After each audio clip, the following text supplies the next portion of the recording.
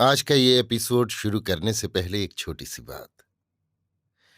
क्या आप भी अपना पॉडकास्ट बनाने की सोच रहे हैं? तो एंकर ट्राई कीजिए। ये पॉडकास्ट बनाने का सबसे आसान तरीका है। नंबर 1, ये फ्री है। नंबर 2, इसमें कई सारे ऐसे टूल्स हैं जो आपको अपने फ़ोन और कंप्यूटर पर रिकॉर्ड और एडिट करने की फैसिलिटी देते हैं। नंबर 3, आप अपने पॉडकास्ट को डिस्ट्रीब्यूट भी कर सकते हैं, जिससे इसे स्पॉटिफाई और दूसरे प्लेटफॉर्म पर सुना जा सके। तो डाउनलोड कीजिए फ्री एंकर ऐप या विजिट कीजिए anchor.fm पर अपना पॉडकास्ट स्टार्ट करने के लिए। ये तो थी एक छोटी सी जानकारी, और अब शुरू करते हैं एपिसोड का सिलसिला। तो आज के एपिसोड में लीजिए सुनिए फणीश्वर नाथ रेणु के लिखे उपन्यास मैला आंचल का भाग 2, मेरी यानी समीर गोस्वामी की आवाज में। पूर्णिया जिले में ऐसे बहुत से गांव और कस्बे हैं जो आज भी अपने नामों पर नीलहे साहबों का बोझ ढो रहे हैं। वीरान जंगलों और मैदानों में नील कोठी के खंडहर राही बटोहियों को आज भी नील युग की भूली हुई कहानियां याद दिला देते हैं। गौना करके नई दुल्हन के साथ घर लौटता हुआ नौजवान अपनी गाड़ीवान से कहता है, जरा यहां गाड़ी धीरे धीरे यहाँ हाँकना, कनिया यानी दुल्हन साहिब की कोठी देखेगी। यही है मके साहब की कोठी, वहां है नील महीने का हौज। नई दुल्हन औहार के पर्दे को हटाकर घूंघट को जरा पीछे खिसकाकर झांकती है। झरबेर के घने जंगलों के बीच ईंट पत्थरों का ढेर, कोठी कहाँ है? दूल्हे का चेहरा गर्व से भर जाता है। अर्थात हमारे गांव के पास साहिब की कोठी थी, यहां साहिब मैम रहते थे। गंगा स्नान करके लौटते हुए तीर्थयात्रियों की बैलगाड़ियां यहां कुछ देर रुक जाती हैं। गाड़ियों से युवतियां और बच्चे निकलकर डरते डरते खंडहरों के पास जाते हैं। बूढ़ियां जंगलों में जंगली जड़ी बूटी खोजती हैं। ऐसा ही एक गांव है मेरीगंज। रोतहट स्टेशन से 7 कोस पूरब बूढ़ी कोशी को पार करके जाना होता है। बूढ़ी कोशी के किनारे किनारे बहुत दूर तक ताड़ और खजूर के पेड़ों से भरा हुआ जंगल है। इस अंचल के लोग इसे नवाबी तड़बन्ना कहते हैं। किस नवाब ने इस ताड़ के बन को लगाया था, कहना कठिन है, लेकिन वैशाख से लेकर आषाढ़ तक आसपास के हलवाड़े चरवाहे भी इस वन में नवाबी करते हैं। 3 आने लबनी ताड़ी, रोक साला मोटर गाड़ी, अर्थात ताड़ी के नशे में आदमी मोटर गाड़ी को भी सस्ता समझता है। तड़बन्ना के बाद ही एक बड़ा मैदान है जो नेपाल की तराई से शुरू होकर गंगा जी के किनारे खत्म हुआ है। लाखों एकड़ जमीन, वंध्या धरती का विशाल अंचल, इसमें दूब भी नहीं पनपती है। बीच बीच में बालूचर और कहीं कहीं बेर की झाड़ियां। कोस भर मैदान पार करने के बाद पूरब की ओर काला जंगल दिखाई पड़ता है। वही है मेरीगंज कोठी। आज से करीब 35 साल पहले, जिस दिन W.G. मार्टिन ने इस गांव में कोठी की नींव डाली, आसपास के गांव में ढोल बजवा कर ऐलान कर दिया, आज से इस गांव का नाम हुआ मेरीगंज। मेरी मार्टिन की नई दुल्हन थी जो कलकत्ता में रहती थी। कहा जाता है कि एक बार एक किसान के मुंह से गलती से इस गांव का पुराना नाम निकल गया था। बस, और जाता कहाँ है, साहब ने 50 कोड़े लगाए थे गिनकर। इस गांव का पुराना नाम अब किसी को याद नहीं, अथवा आज भी नाम लेने में एक अज्ञात आशंका होती है, कौन जाने। गांव का नाम बदलकर रोतहट स्टेशन से मेरीगंज तक डिस्ट्रिक्ट बोर्ड से सड़क बनवाकर और गांव में पोस्ट ऑफिस खुलवाने के बाद मार्टिन साहब अपनी नवविवाहिता मेम मेरी को लाने के लिए कलकत्ता गए। गांव की सबसे बूढ़ी भैरों की माँ यदि आज रहती तो सुना देती, आहा, परी की तरह थी साहब की मेम, इंद्रासन की परी की तरह। लेकिन मार्टिन साहब का आयोजन अधूरा साबित हुआ। मेरीगंज पहुंचने के ठीक 1 सप्ताह बाद ही जब मेरी को जड़ैया ने धर दबाया तो मार्टिन ने महसूस किया कि पोस्ट ऑफिस से पहले यहाँ एक डिस्पेंसरी खुलवाना जरूरी था। कुनैन की टिकिया से जब तीसरे दिन भी मेरी का बुखार नहीं उतरा तो मार्टिन साहब ने अपने घोड़े को रौताहट की ओर दौड़ाया। रौताहट स्टेशन पहुंचने पर मालूम हुआ कि पूर्णिया जाने वाली गाड़ी 10 मिनट पहले चली गई थी। मार्टिन ने बगैर कुछ सोचे घोड़े को पूर्णिया की ओर मोड़ दिया। रौताहट से पूर्णिया 12 कोस है।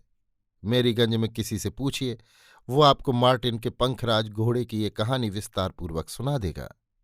जिस समय मार्टिन पोरैनिया के सिविल सर्जन के बंगले पर पहुंचा, पोरैनिया स्टेशन पर गाड़ी पहुंची भी नहीं थी, किंतु मार्टिन का पंखराज घोड़ा और सिविल सर्जन साहब की हवा गाड़ी जब तक मेरीगंज पहुंचे, मेरी को मलेरिया निगल चुका था। ट्यूबवेल के पास गड्ढे में घुसकर घुंघराले रेशमी बालों वाले सिर पर कीचड़ थोपते थोपते मेरी मर गई थी। मेरी की लाश को दफनाने के बाद ही मार्टिन पूर्णिया गया। Civil surgeon, district magistrate, district board के चेयरमैन और हेल्थ ऑफिसर से मिला। एक छोटी सी डिस्पेंसरी की मंजूरी के लिए जमीन आसमान एक करता रहा। डिस्पेंसरी के लिए अपनी जमीन रजिस्ट्री कर दी। अधिकारियों ने आश्वासन दिलाया, अगले साल जरूर डिस्पेंसरी खुल जाएगी। ठीक इसी समय जर्मनी के वैज्ञानिकों ने एक चुटकी में नील युग का अंत कर दिया। कोयले से नील बनाने की वैज्ञानिक विधि का प्रयोग सफल हुआ और नीलहे साहबों की कोठियों की दीवारें अर्राकर गिर पड़ी। साहबों ने कोठियां बेचकर जमींदारियां खरीदनी शुरू की। बहुतों ने व्यापार आरंभ किया। मार्टिन की दुनिया तो पहले ही उजड़ चुकी थी। दिमाग भी बिगड़ गया। बगल में रद्दी कागजों का पुलिंदा दबाए हुए पगला मार्टिन दिन भर पूर्णिया कचहरी में चक्कर काटता फिरता था। हर मिलने वाले से कहता था, गवर्नमेंट ने एक डिस्पेंसरी का हुक्म दे दिया है, अगले साल खुल जाएगा। कहते हैं कि पटना और दिल्ली की दौड़ धूप के बाद एक बार वो बहुत उदास होकर मेरीगंज लौटा। मेरी की कब्र पर लेटकर सारा दिन रोता रहा, डार्लिंग, डॉक्टर नहीं आएगा। इसके बाद उसका पागलपन इतना बढ़ गया कि अधिकारियों ने उसे कांके भेज दिया। कांके रांची स्थित पागलखाना है और कांके के पागलखाने में ही उसकी मृत्यु हो गई।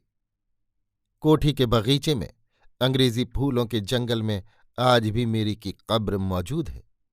कोठी की इमारत ढह गई है। नील के हौज टूट फूट गए हैं। पीपल, बबूल तथा अन्य जंगली पेड़ों का एक घना जंगल तैयार हो गया है। लोग उधर दिन में भी नहीं जाते। कलमी आम का बाग तहसीलदार साहब ने बंदोबस्त में ले लिया है, इसलिए आम का बाग साफ सुथरा है। किंतु कोठी के जंगल में तो दिन में भी सियार बोलता है। लोग उसे भुतहा जंगल कहते हैं। ततमा टोले का नंदलाल एक बार ईंट लाने गया। ईंट में हाथ लगाते ही खत्म हो गया था।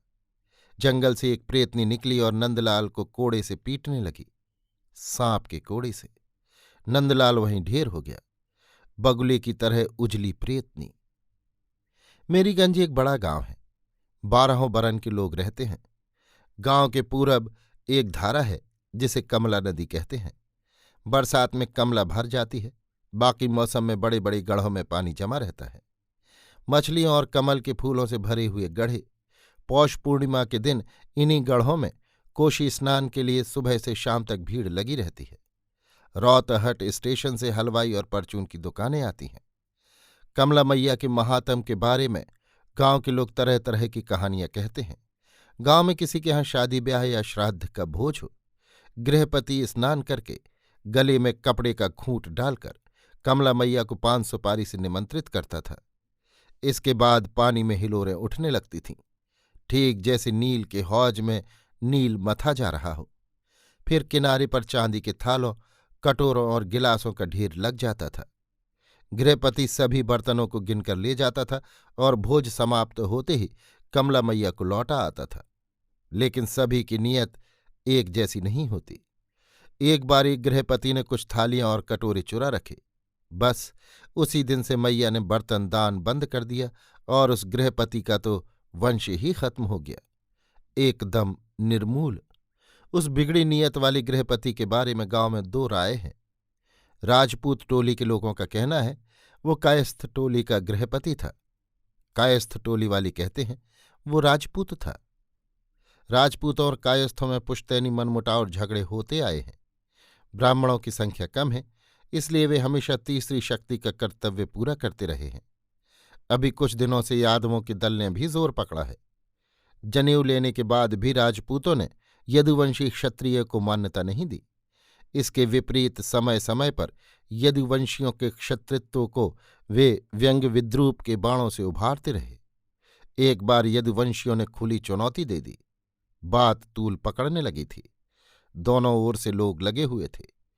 यदुवंशियों को कायस्थ टोली के मुखिया तहसीलदार विश्वनाथ मल्लिक ने विश्वास दिलाया, मामले मुकदमे की पूरी पैरवी करेंगे। जमींदारी कचहरी के वकील बसंतो बाबू कह रहे थे, यादवों को सरकार ने राजपूत मान लिया है, इसका मुकदमा तो धूमधाम से चलेगा। खुद वकील साहब कह रहे थे। राजपूतों को ब्राह्मण टोली के पंडितों ने समझाया, जब जब धर्म की हानि हुई है, राजपूतों ने ही उनकी रक्षा की है। घोर कलिकाल उपस्थित है, राजपूत अपनी वीरता से धर्म को बचा लें। लेकिन बात बढ़ी नहीं।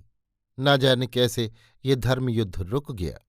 ब्राह्मण टोली के बूढ़े ज्योतिषी जी आज भी कहते हैं, ये राजपूतों के चुप रहने का फल है कि आज चारों ओर हर जाति के लोग गले में जनेऊ लटकाए फिर रहे हैं। भूमफोड़ क्षत्रिय तो कभी नहीं सुना था। शिव हो, शिव हो। अब गांव में 3 प्रमुख दल हैं, कायस्थ, राजपूत और यादव। ब्राह्मण लोग अभी भी तृतीय शक्ति हैं। गांव के अन्य जाति के लोग भी सुविधानुसार इन्हीं 3 दलों में बटे हुए हैं। कायस्थ टोली के मुखिया विश्वनाथ प्रसाद मल्लिक राजपारबंगा के तहसीलदार हैं। तहसीलदारी उनके खानदान में 3 पुश्त से चली आ रही है। इसी के बल पर तहसीलदार साहब आज 1000 बीघे जमीन के एक बड़े काश्तकार हैं। कायस्थ टोली को गांव की अन्य जाति के लोग मालिक टोला कहते हैं। राजपूत टोली के लोग कहते हैं कैथ टोली। ठाकुर रामकृपाल सिंह राजपूत टोली के मुखिया हैं। इनके दादा महारानी चंपावती की एस्टेट के सिपाही थे और विश्वनाथ प्रसाद के दादा तहसीलदार। कहते हैं कि जब महारानी चंपावती और राजपारबंगा में दीवानी मुकदमा चल रहा था तो विश्वनाथ प्रसाद के दादा राजपारबंगा स्टेट की ओर मिल गए थे।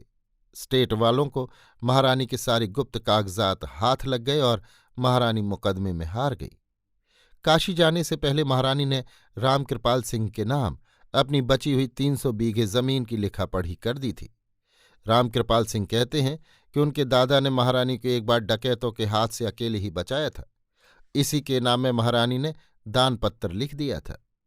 कायस्थ टोली के लोग राजपूत टोली को सिपहिया टोली कहते हैं। यादवों का दल नया है। इनके मुखिया खेलावन यादव को 10 बरस पहले तक लोगों ने भैंस चराते देखा था। दूध घी की बिक्री से जमाए हुए पैसों की बात जब चारों ओर बुरी तरह फैल गई तो खेलावन को बड़ी चिंता हुई। महीनों तहसीलदार के यहाँ दौड़ते रहे, सर्किल मैनेजर को डाली चढ़ाई, सिपाहियों को दूध घी पिलाया और अंत में कमला के किनारे 50 बीघे जमीन की बंदोबस्ती हो सकी। अब तो 150 बीघे की जोत है। बड़ा बेटा सकलदीप अररिया बैरगाछी में नाना के घर पर रहकर हाई स्कूल में पढ़ता है।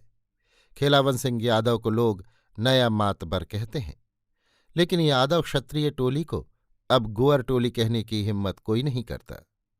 यादव टोली में 12 मास शाम को अखाड़ा जमता है।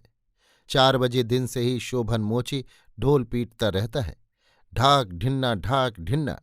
ढोल के हर ताल पर यादव टोली के बूढ़े बच्चे जवान दंड बैठक और पहलवानी के पैंतरे सीखते हैं।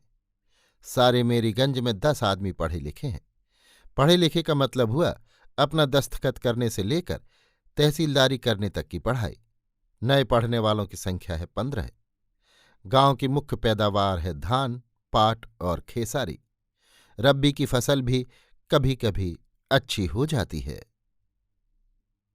अभी आप सुन रहे थे फणीश्वर नाथ रेणु के लिखे उपन्यास मैला आंचल का भाग 2 मेरी यानी समीर गोस्वामी की आवाज में।